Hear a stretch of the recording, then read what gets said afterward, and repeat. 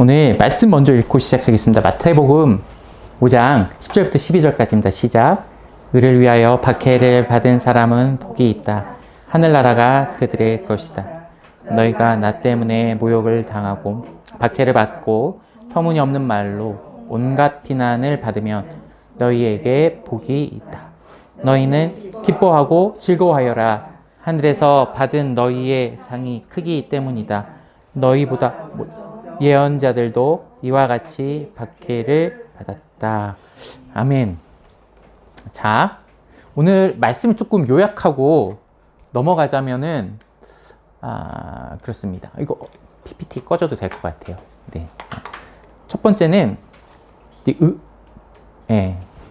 첫 번째는 의로움과 행복에 대하여예요. 핵심은 사실은 고난 같지만은 이렇게 행복하도다 의를 위하여 박해를 받는 사람이요. 이렇게 되는 거거든요. 그러니까 의로움을 가지고 사는 사람, 의를 위해서 사는 사람은 행복하다라는 거예요. 심지어 뭐가 있음에도 불구하고, 고난이 있음에도 불구하고 이 사람은 행복하구나 이런 뜻이에요. 그러니까 고난 자체를 즐기라는 뜻이 아닙니다.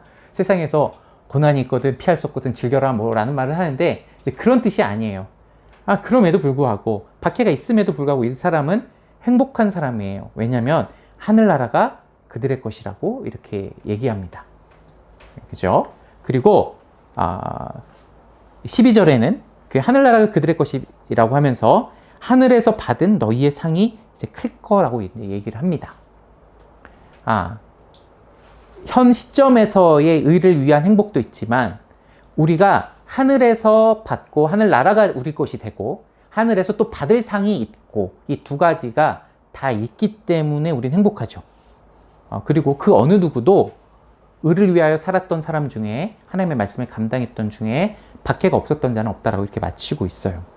네. 그러면 사실은 우리가 팔복을 하면서 이제까지 의로움에 대해서 사실은 꽤 많이 배웠습니다. 첫 번째가 뭐였습니까? 의에 줄이고 목마른 자가 복이 있죠. 맞죠? 그죠? 그 다음에 이 사람은 의에 줄이고 목마르니까 뭘 했습니까? 하나님께 기도하는데 어떻게? 애통하면서 기도하죠. 그죠? 기억이 나죠? 자, 그래서 우리는 이 하나님의 의에 대해서 주제 설교를 꽤 조금 했어요. 그래서 창조 때부터 하나님이 창조에서 나타난 선이 무엇인지부터 막 쭉 했죠. 생명이 무엇인지, 하나님의 구분이 무엇인지, 질서가 무엇인지, 하나님께서 정해놓으신 이런 의로움이 이 세상에 얼마나 가득한지도 했고, 지난주에도 사실은 그 취미가 성경적입니까? 라고 했을 때도 사실 하나님의 의로운 부분에 대해서 하나님이 이 세상을 어떻게 통치하고 있느냐에 대해서 얘기하는 거예요. 사실은. 하나님이 세상에 얼마나 가득하게 은혜를 주시고 의로움으로 이 땅을 다스리시는지에 대해서 우리는 또 봤어요. 그죠? 그 다음 긍휼은 뭐라고 그랬죠? 긍휼은 의로움이 깨졌을 때, 우리가 의로움을 깨트렸을 때 그때 하나님께서 우리를 여기시는 마음이 긍휼함이었죠. 그냥 기억하세요. 긍휼은 야, 너희가 의로움을 깨트렸어? 내가 너희들 다 버려버리고 말 거야. 너희 싹 쓸어버리고 말 거야가 아니라 어떻게 하냐면 긍휼히 여기셨죠. 사람들이 의로움을 깨었을 때. 화평은 뭡니까? 화평은 의로움으로 살아가면서 맺는 열매죠. 화평은 그 자체로 우리가 친해보자라고 손잡는 게, 손잡으면 우리 갑자기 어느 날 친해진 게 아니에요. 언제 친해지냐면 이 가운데 의로움이 있어야지, 의로움으로 공유돼야지, 서로 의롭게 되었을 때, 그것이 잘 맞았을 때 뭐 하냐면은 화평하게 돼요. 그러면은 제가 2주 전에 이렇게 마무리했습니다. 여러분, 그럼 우리가 서로 의롭게 살면 화평한 열매들이 맺히잖아요. 그럼 화평한 열매들만 맺힐까요? 그렇진 않습니다. 의를 위하여 살면은 화평을 맺기도 하지만 고난도 받게 됩니다. 라는 것을 제가 2주 전 설교의 마무리로 했던 것을 기억해 주시길 바래요. 여러분 기억했냐고 묻지 않을게요. 기억해 주시길 바래요. 그래서 그러고 끝나고 저번 주에 잠시 질문으로 뭘 했었냐면은 취미가 성경적입니까? 이런 걸 했고 오늘 다시 이제 의로움으로 돌아온 거예요. 여러분, 우리가 의로움을 추구하면은 세상이 환영하지 않습니다. 당연해요. 그래서 우리는 뭐 하게 되냐면은 고난과 고통과 충돌을 세상과 일으키죠. 여러분, 세상을 이분법적으로 봐야 할 필요가 있을 때가 있어요. 여러분 자꾸 세상에 가면 헷갈려 하는 것 같아요. 세상도 의롭습니까? 믿지 않는 사람도 의롭습니까? 할 때 그들이 가진 윤리와 도덕을 보고 어떻게 생각해요? 아, 저들도 의롭네요 라고 생각할 수가 있어요. 그러나 의롭지 않아요. 이건 제가 분명히 얘기를 했어요. 그거는 그들에게 주어진 하나님의 은혜이지 그들이 의로운 거는 아니에요. 그들의 성품과 그들의 기질과 이런 거에도 하나님 뭘 주시죠? 믿지 않는 사람에게도 뭘 주십니까? 하나님은 좋은 마음과 좋은 성격을 이런 게 주십니다. 믿지 않는 사람들에게 그런 거 안 주시나요? 아니요, 주세요. 왜 그것들을 여러분 착각하시면 안 돼요. 때로는 믿는 사람이 더 악해 보일 때가 많죠. 믿지 않은 사람이 더 착해 보일 때가 있잖아요. 이거는 그들이 쌓은 의가 아니라 하나님께서 주신 이 땅에 베푸신 보편적인 은혜예요. 그러나 은혜 그것들로 결론 나지 않는다고 제가 의로움 시작할 때부터 얘기를 했죠.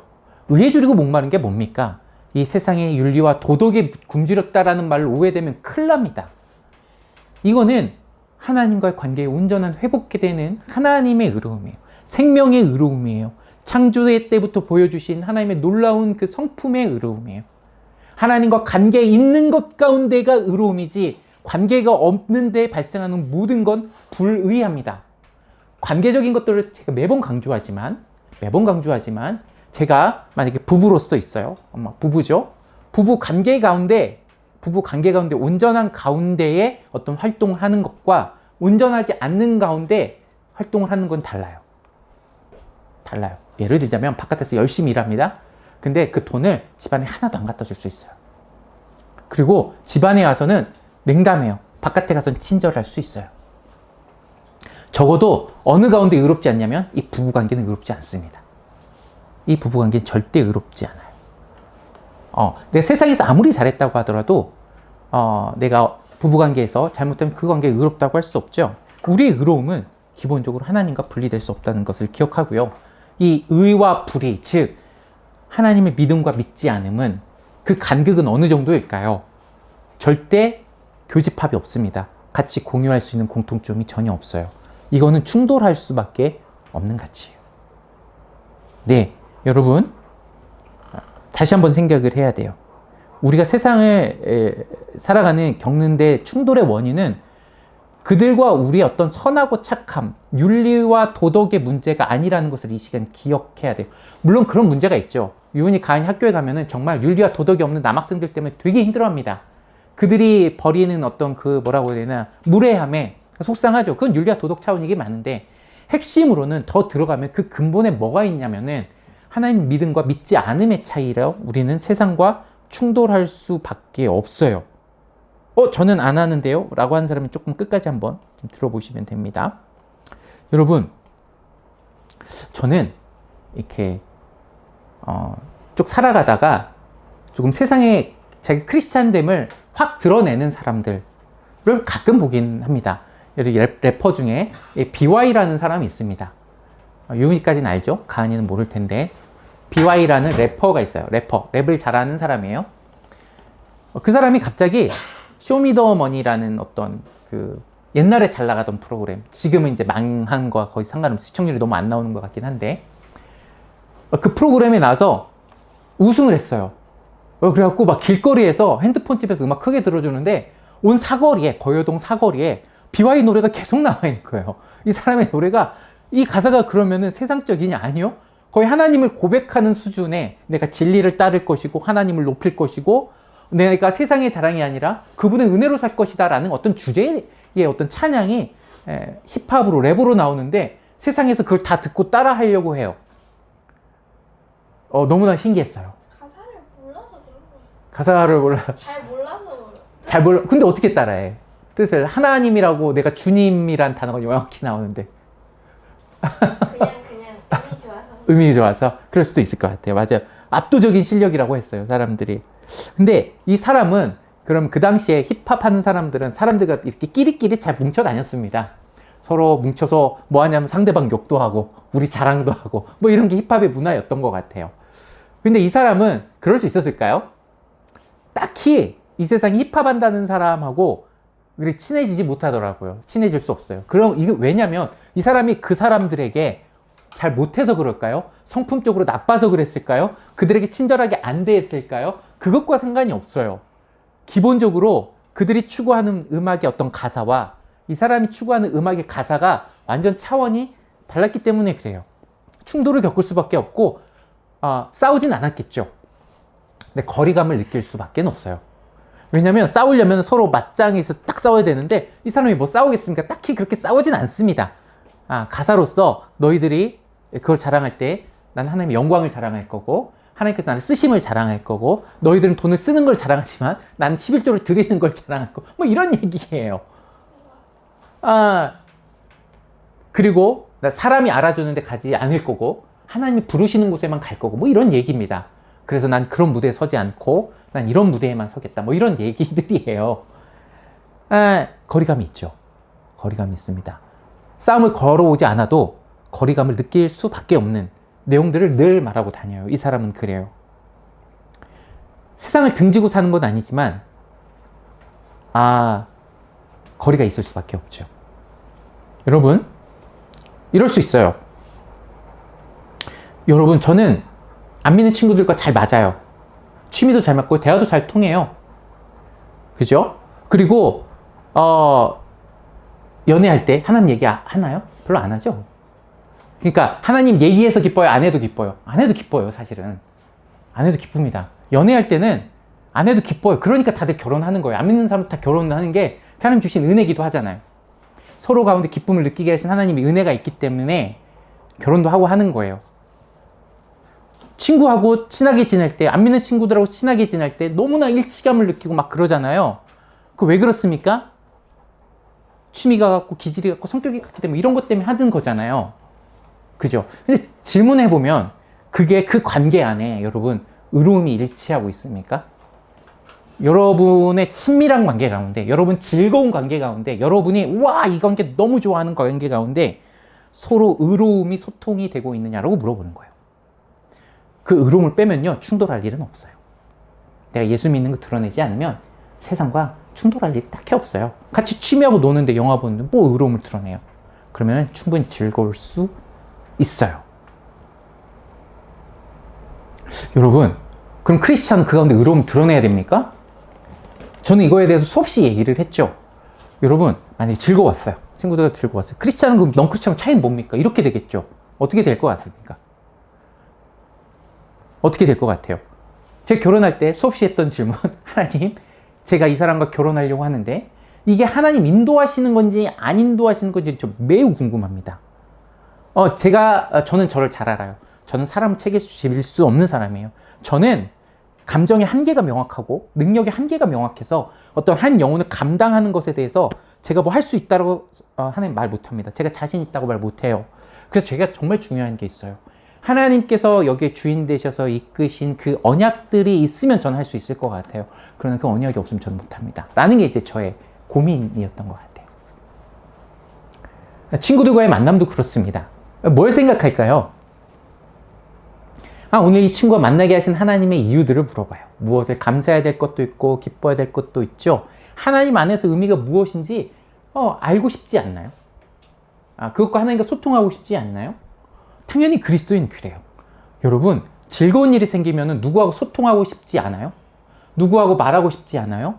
누구와 연관 있고 싶지 않아요? 우리 윤희와 가은이는 유튜브를 보면서 계속 와요. 웃긴 것만 보면 누구한테 와요? 저한테 와요. 그래서 저한테 보여줘요. 그리고 저는 잘 안 웃죠. 그럼 거기서 뒤로 넘어가고 으악 하고 이게 돌아서 가요. 다시 이렇게 갑니다. 자기 방으로. 그걸 또 옵니다. 아빠 이거 봐. 너무 재밌지? 왜 올까요? 그 즐거움과 기쁨은 나눠야지 더 좋거든요. 나눠야지 좋거든요. 남들도 알았으면 좋겠어요. 원래 그래요. 그게 하나님 주신 속성이에요. 즐거움과 기쁨을 어떻게 나만 갖고 있어요? 남들하고 공유했으면 좋겠어요. 가은이. 그게 하나님 주신 좋은 마음이에요. 그게 이상하다라는 게 아니에요. 좋은 마음이에요. 근데 길 가던 어떤 아저씨 붙잡고 이거 보세요 해요? 밖에 나가서? 그러진 않죠. 그렇죠. 본다고 해서 막 여기 아빠가 오늘 나한테 별 관심이 없어. 그러니까 나한테 관심을 주는 사람 찾으러 내가 오늘 집 밖으로 나가서 동네 아저씨 손 붙들고 이거 좀 보세요. 재밌죠? 뭐 웃을 수는 없어요. 소중한 사람, 좋은 사람과 함께 그쵸? 친구, 그치? 친한 친구, 그치? 관계가 좋은 사람하고 공유하고 싶어요? 별로 관계 없는 사람하고 공유하고 싶어요? 관계 있는. 그렇지, 관계 있는 사람하고 공유하고 싶죠. 맞아요. 그것이 우리에게 주신 보편적인 하나님의 성품이에요. 그럼 당연히 친구하고 즐거움이든 연애 즐거움이든 뭐든 누구하고 소통하고 싶겠어요. 우리가 하나님을 좋아한다면, 관계가 좋다면 이란 전제하에 하나님과 소통하고 싶겠죠. 맞아요. 이게 의로움이에요. 의로움은 그 가운데 옳고 그르냐에 따진 것들보다 먼저 앞선 거는 내가 이것을 하나님과 관계 있고 싶어 하는 거예요. 그죠? 그래서 교회가 되게 중요한데 여기서 이 의로움이 일치되게 하는 곳이 바로 교회예요. 자, 교회 오면 재밌습니까? 재미없습니까? 세상에서 여러분들이 뭐 콘서트 가고 뭐 놀러 가고 영화 보고 뭐 가잖아요. 그거보다 교회가 재밌어요? 재미없어요? 솔직히 말해 재미없잖아요. 근데 성경에 여러분 교회 오면 정말 재밌습니다. 재밌어요. 아, 할렐루야. 마음이 감사합니다. 재밌기를 바래요. 그렇지. 그렇게 예수님께서 막 우리를 위해서 하나님 이들이 정말 재밌게 해주세요. 뭐 이렇게 기도하지는 않으셨어요. 요한복음에 어떤 기도를 하셨는지 한번 볼까요? 요한복음 17장 다 읽으면 좋아요. 이게 다 읽으면 좋은데 이거를 다 설교할 자신이 없어요. 그래서 한 절만 볼 거예요. 이것도 반복되는 구절인데 한 절만 볼게요. 23절입니다. 시작. 내가 그들 안에 있고 아버지께서 내 안에 계신 것은 그들이 완전히 하나가 되게 하려는 것입니다. 이것은 또 아버지께서 나를 보내셨다는 것과 아버지께서 나를 사랑하신 것과 같이 그들도 사랑하셨다는 것을 세상이 알게 하려는 것입니다. 아멘. 여기서 많은 걸 얘기해야 돼요. 사실 이게 나중에 그들을 진리로 하나가 되게 하려 한다는 말씀도 나와요. 그러니까 제가 말하는 이제 의로움이나 이런 개념이 나와요. 근데 예수님께서 교회에 특별히 관심을 갖는 건 하나예요. 저들이 하나가 된다는 것은 지금 제자들 보고 얘기하는 거예요. 세상 사람 다 보고 막 이렇게 저들이 하나가 되게 이거 아니에요. 제자들 남겨두고 가는데 지금 기도하시는 거예요. 너무나 안타깝게 기도하시는 거예요. 그들이 만나서 기쁘게 잘 놀게 해주십시오라고 하는 게 아니라 그들이 하나가 되게 하십시오. 하나가 된다는 것은 그들이 뭐 안에 있어요? 누구 안에 있어가 하나가 되는 거예요? 하나님 안에 있는 거죠. 자, 예수님이 그들 안에 있고 아버지께서 내 안에 계시고 서로 막 안에 계시고 막 계시고 하죠. 그죠? 이 제자들이 예수님 안에 있어서 그들이 하나로 연합되는 것을 위해서 일치가 되는 것을 위해서 기도하고 이건 에베소서에서 또 나옵니다. 요한복음에서도 계속 나오고요. 그죠? 이 말씀이 여러분 서로 성격과 기질과 뭐 MBTI를 해서 서로 맞으면 서로 친밀하게 사귀고 뭐 이런 얘기입니까? 그거 아니잖아요. 서로 비슷한 연령대끼리 뭉쳐서 너희들끼리 으쌰으쌰 한번 해봐라 이런 뜻입니까? 그게 아니에요. 예수 그리스도 안에 있는 이 의로움 가운데 있으란 얘기예요. 우리는 이 안에 성격도 연령대도 먹는 취향도 일치하지가 거의 않습니다. 우리가 기질이 일치합니까? 취미가 일치합니까? 그렇지 않아요. 그게 교회 안에서 일치해야 된다면 그런 것을 했겠죠. 그러나 우리는 왜 지금 설교 말씀을 듣고 있냐면 이 설교 말씀 가운데 나타나는 하나님의 의로움 가운데 우리는 하나 되고 일치가 되려고 이 안에 있는 거예요. 여러분, 우리의 직장이 다 다르죠. 근데 이 가운데 직장의 얘기를 나눕니다. 왜 나눌 수 있냐면 직장이 같아서가 아니라 같은 경험을 해서가 아니라 이 직장을 의로움 안에 있으려는 그 태도 때문에 우리는 일치하고 나눌 수 있는 거예요. 우리가 관계에 대해서 다 나눕니다. 각자 잘 몰라요. 서로 친구가 아니에요. 그럼에도 불구하고 나눌 수 있는 이유가 뭡니까? 그 관계가 하나님의 의로움 안에서 서로 일치가 되기 때문에 우리는 나눌 수가 있는 거예요. 여러분, 우리가 수련회로 가죠. 수련회 가서 우린 연합하고 일치할 거예요. 그럼 뭘 해야 됩니까? 뭐 새로운 프로그램을 짜야 됩니까? 물론 그것도 좋겠죠. 뭐 좋은 식사를 막 많이 마련해야 되면 그것도 좋을 거예요. 그러나 우리가 그거 가운데 일치하려는 것은 그 가운데 있는 하나님의 의로움, 하나님의 영광을 바라보고 하나님 때문에 같이 기뻐하고 하나님 주신 기쁨이 무엇인지 그 가운데 발견하려는 그 일치 가운데 우리는 수련회를 가는 거예요. 세상과 똑같은 기쁨의 장소를 갈 거예요. 세상이 누리는 그런 장소를 갈 거예요. 그럼 우리는 세상이 왜 기뻐하는지 저는 잘 몰라요. 여행을 잘 그렇게 좋아하진 않지만. 그러나 제가 이 수련회에 관심을 가지고 기대를 갖는 거는 하나님의 인도하심과 은혜와 의로움이 우리 가운데 있다는 것을 믿기 때문에 기대하는 거예요. 여행이 가장 큰 카테고리가 아니라 그 여행을 주관하시는 하나님의 의로움이 가장 크기 때문에 우린 거기에 대한 기대를 하고 가는 것이죠. 여러분, 이런 의로움에 대한 기대, 이런 의로움에 대한 연습들이 우리가 학습이 되고 그 학습으로 우리가 세상에 나가는 거죠. 사실은. 세상에 나가는 대로 기쁨을 공유가 끝나는 게 아니라 우리는 수련회 이렇게 갔다 왔지. 그럼 내가 세상에서도 이 의로움으로 살아야겠구나. 그러다 보니 화평의 열매도 맺긴 하는데 놀랍게도 박해를 받는구나. 이렇게 될 거예요. 여러분, 제가 물어봅시다. 하나님 없어도 일치되는 기쁨이 있죠. 세상에 나가면 하나님 없어도 일치되는 기쁨이 충만하잖아요. 술을 마시고 뭘 하고 다 하잖아요. 그죠? 다 하잖아요. 그리고 하나님으로 인해 일치되는 기쁨도 있을 거예요. 여러분, 비교하면 어떻습니까? 둘 걸 비교하면은 어떤 게 더 커 보이고 어떤 게 소망이 되실지는 잘 모르고 소중한지는 잘 모르겠어요. 여러분, 하나님 없는, 일치되지 않는, 하나님 없이도 일치되는 기쁨이 더 크다면 여러분은 세상에 나가면 어떻게 됩니까? 고난은 없을 거고요. 반드시 그러나 그 가운데 상처도 있어요. 의를 위해서 박해받는다는 뜻을 전혀 경험하지 못할 거예요. 살면서 굳이 소망이 안 되는데 하나님의 의로움이, 하나님 의로움을 드러낼 시도나 용기조차도 없을 겁니다. 그러나 반대로 하나님의 의로움을 추구하는 사람들이 있죠. 항상 마음이 어떻습니까? 세상과 연합하지 못하는, 그들과 일치되지 못하는 거리감이 어느 정도 있을 수밖에 없는 그 한계들을 느끼죠. 어떻게 보면 한편으로는 외롭고 완벽한 일치를 이런 방향으로 이루고 싶은데 그 안타까움이 항상 존재합니다. 그렇죠. 그렇죠. 한계가 있죠. 존재하죠. 여러분, 지금은 과거처럼 믿는 자와 믿지 않는 사람이 서로 멱살 잡고 싸우는 시대는 아닌 것 같아요. 온라인에서는 그러고 있는데 오프라인에서 만나면은 서로 네가 믿는 사람을 위해서 이렇게 하진 않잖아요. 다만 어떻게 됩니까? 거리감을 두죠. 먼 거리감을 두고 거기 가운데 끼워주지 않을 뿐입니다. 우리도 물론 거기에 낄 생각이 없을 수도 있지만 그래요. 그렇게 되다 보면 어떻게 보면 저희는 낙심할 때가 있죠. 외로울 때가 있습니다. 그것이 지금 현대 사회에 우리가 받는 어떤 의로움을 위해서 살다가 겪는 것 중에 하나가 증상이 그런 거예요. 여러분, 이것들이 권면하건대 그냥 당연하게 받으셨으면 좋겠어요. 그럴 수밖에 없는 거예요. 그들이 우리들의 마음을 어떻게 이해합니까? 우리들이 하나님 중심에 생각하고 있는 거를 어떻게 그들이 받아들일 수 있겠으면 그럴 수 없어요. 우리가 아무리 좋게 친절하게 얘기한다고 하더라도 그거는 거리감이 있을 뿐이에요. 거리감이 있을 뿐이에요. 밖에 나가서 제가 하나님 때문에 기뻐요라고 진짜 기쁘게 얘기하면은 그걸 좋게 보는 사람도 있겠지만 대부분 좀 뭔 소리야, 말도 안 되는 소리 하고 있어. 쟤네 지네밖에 생각 안 해. 지네가 겪은 거, 지네가 경험한 거밖에 얘기 안 해. 그렇게 반응을 많이 해요, 사실은. 왜 뭐야? 이렇게. 내가 어느 병원 가서 병 고쳤다는 얘기 하잖아요? 그럼 그 병원 어디냐고 알려주죠. 알려달라고 해요. 근데 내가 기도하다가 진짜 나았다라고 얘기하잖아요? 다들 아무 말 안 해요.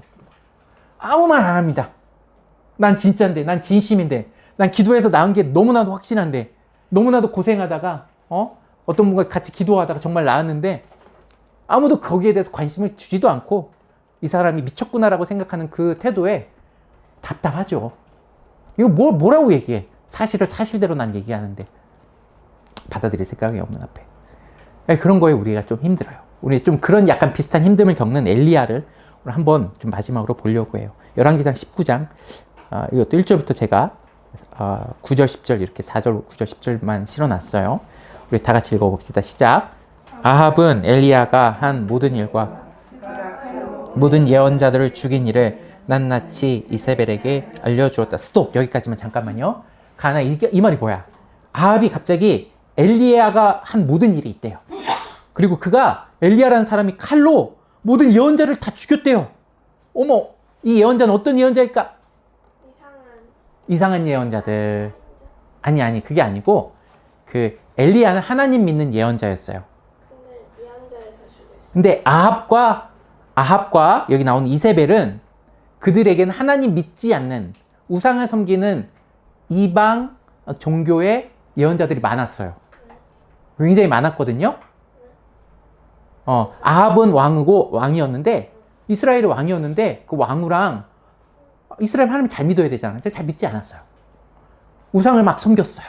그리고 예언자들도 하나님 믿는 예언자를 가까이 한 게 아니라 하나님 안 믿는 우상을 섬긴 예언자만 있었어요.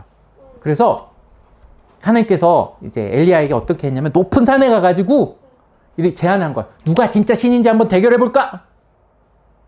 누가 진짜 신인지 대결해볼까?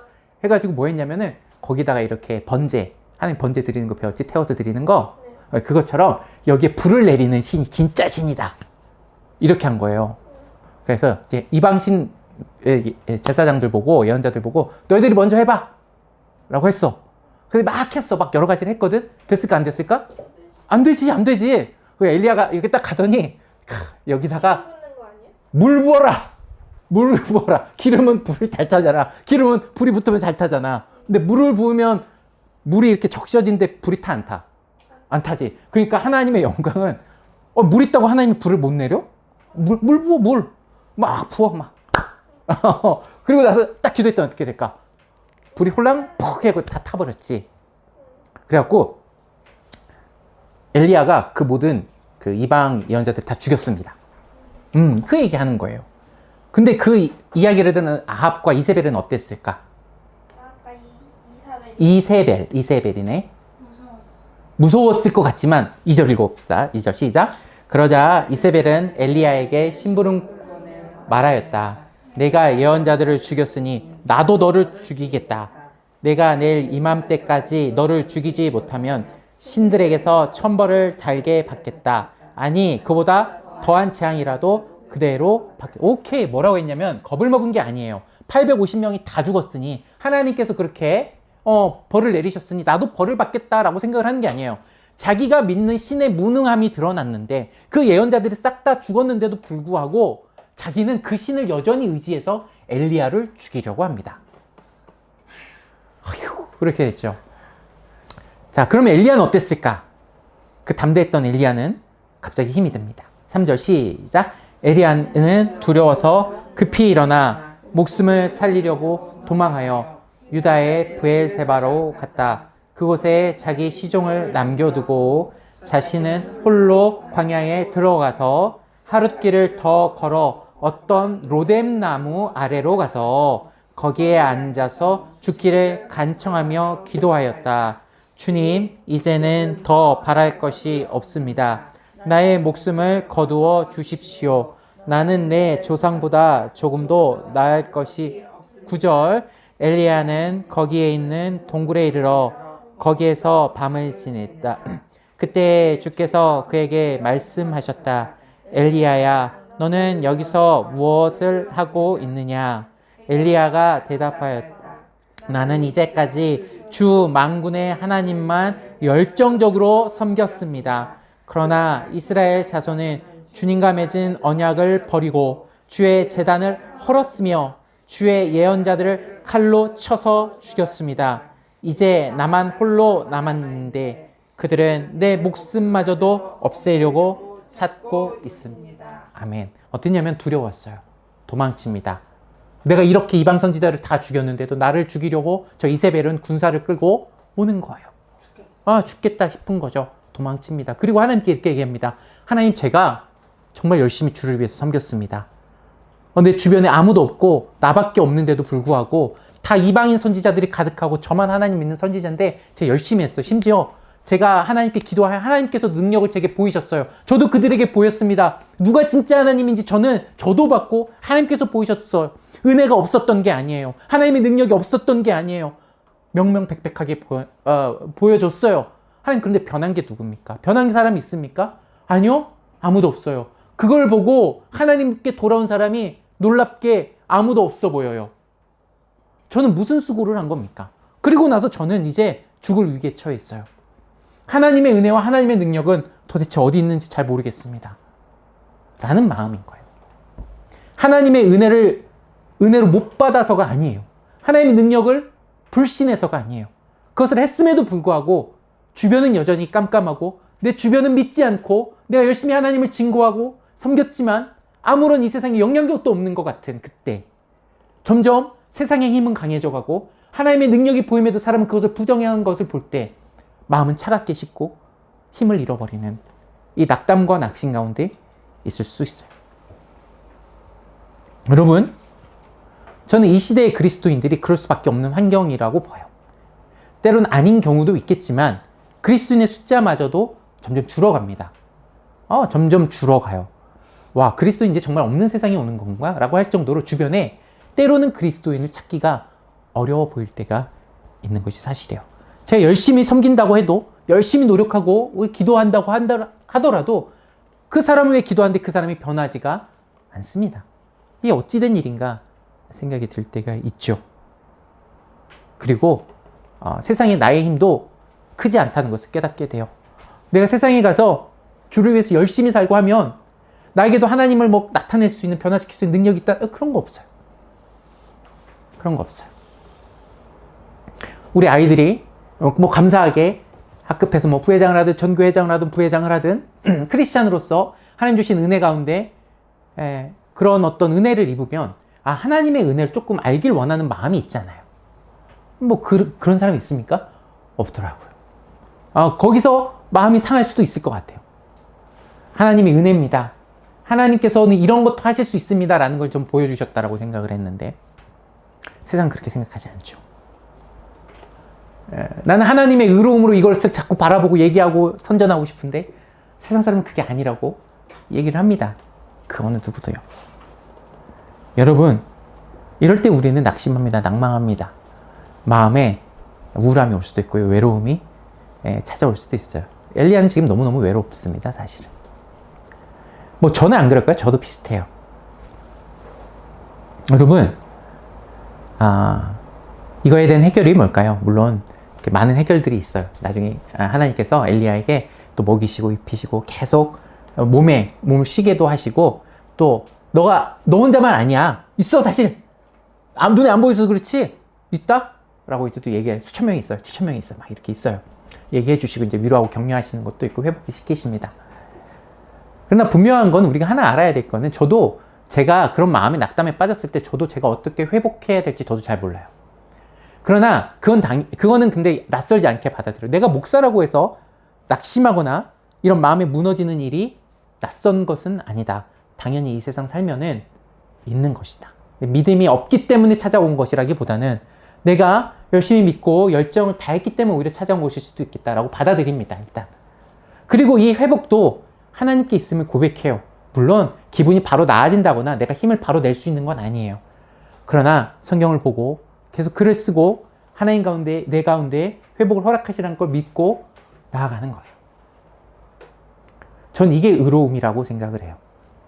내가 굉장히 즉시 기분이 나아지고 괜찮아지는 게 의로움이 아니고 내가 이런 상황 가운데 있으면 나를 구하시리라 라는 이 작은 고백이 하나님 찾으시는 의로움이라고 저는 믿어요.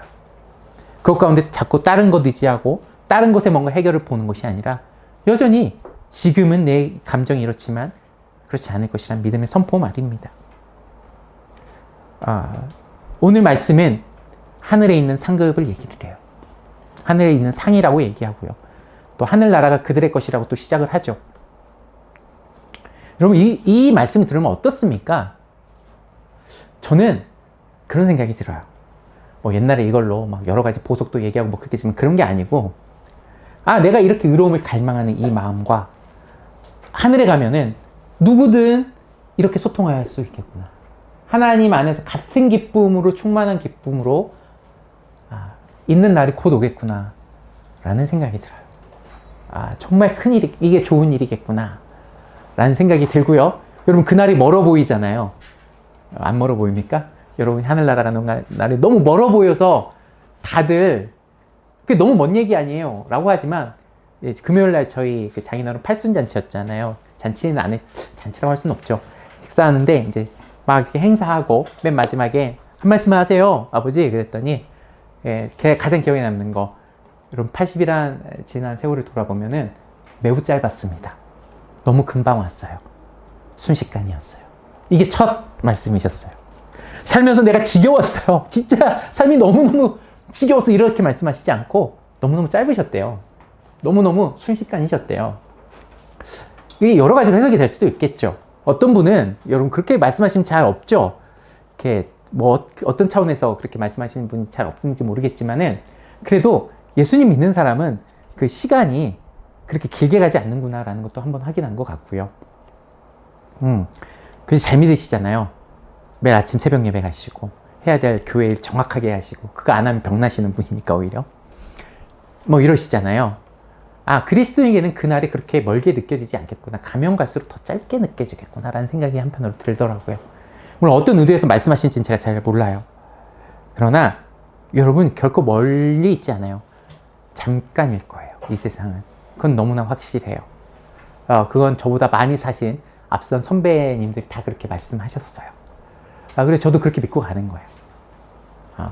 여러분, 그날에 우리가 믿음으로 일치하는, 예수 안에서 일치하고 하나님 안에서 일치하고 자랑을 하나님으로 해도 마음껏 할 수 있는 그 세상이, 하나님의 나라가 우리 가운데 온다는 것이 난 여러분들에게 소망으로 세워졌으면 좋겠어요.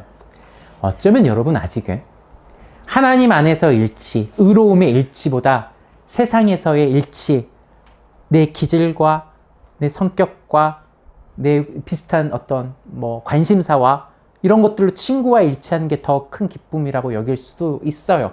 예수님 처음 믿으면 거기서부터 시작을 하죠.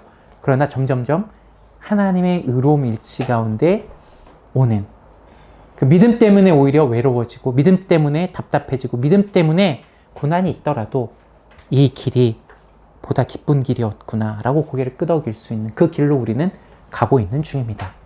스스로를 정죄하지 않으셨으면 좋겠고 소망하셨으면 좋겠어요. 나도 이 세상의 기쁨의 일치 가운데 보다는 의로움의 일치로, 의로움을 소망하는 사람들 간에 일치하는 대로 내가 좀 더 나갔으면 좋겠다고 그렇게 외쳤으면 좋겠어요. 여러분 스스로 정죄해서 여러분을 난 왜 이러지? 이렇게 해야 될 텐데 라고 말해서 하나도 되는 거 없습니다. 그렇게 해야죠 라고 해서도 할 수도 없어요. 여러분 기도하셔야 되고 간절히 소망하셔야 돼요.